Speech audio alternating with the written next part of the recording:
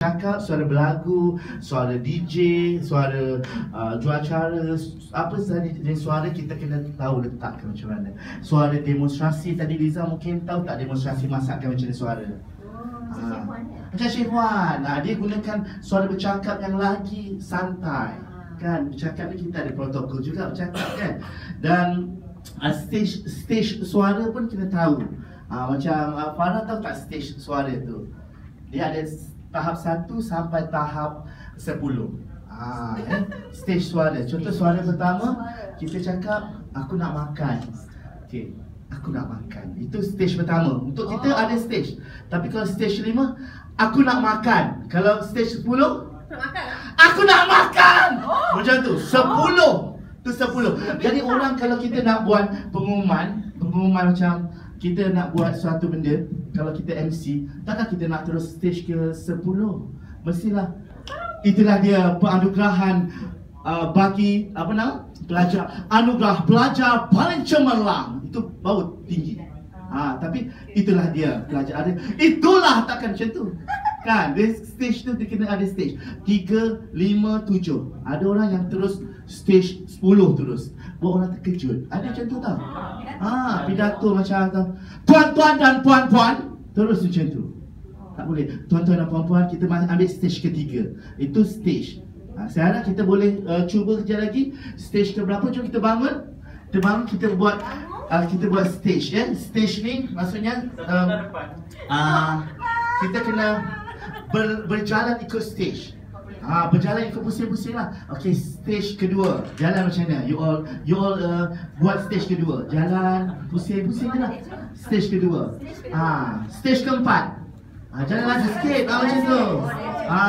Stage ketujuh. Stage kedua balik.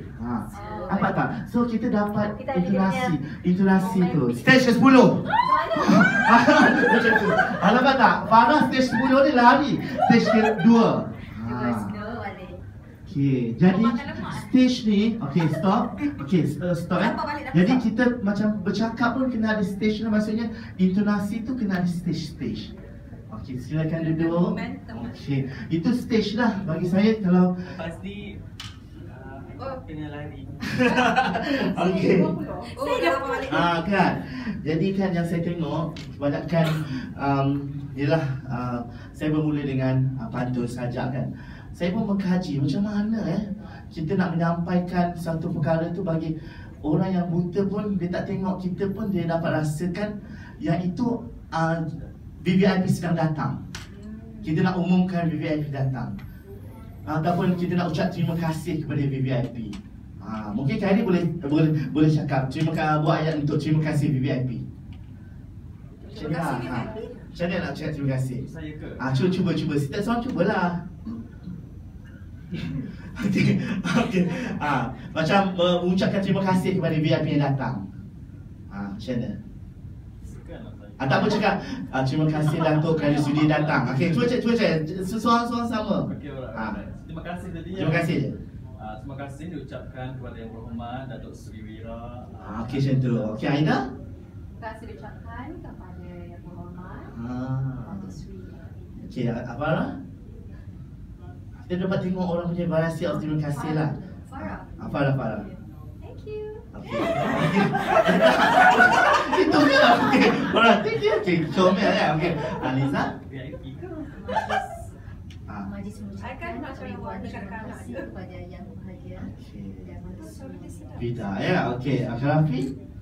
Majlis merakamkan ucapan ribuan terima kasih kepada Yang Berbahagia Datuk Mahathir bin Rustam di atas ucapan. Okey, setiap seorang ada signature dia sendiri.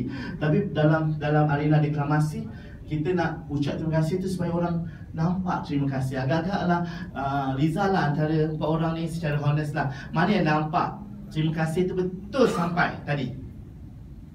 Yang ni tak dengar. Okay. Thank you.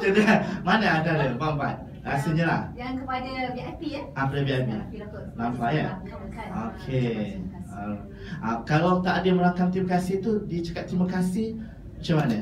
Dia macam sangat kepada orang biasa je sebab ya, betul. Tapi bagi saya bila kita nak cakap terima kasih itu point kita. Macam merakamkan tu kita anggapkan itu adalah tambahan. Jadi merakamkan ribuan terima kasih. Kalau saya buat macam tu supaya orang nampak itu terima kasih. Terima kasih benda tu. Nampak tak? Benda tu point kita, point kat situ terima kasih. Ada orang cakap majlis merakamkan ribuan terima kasih di atas. Dia macam mendata seumpama terima kasih tu bukan point dia. So kita kena Stress kat situ. Macam mengumumkan ketibaan. Macam kita suka mengumumkan ketibaan yang berbahagia. Macam berbahagia sungguh orang tu.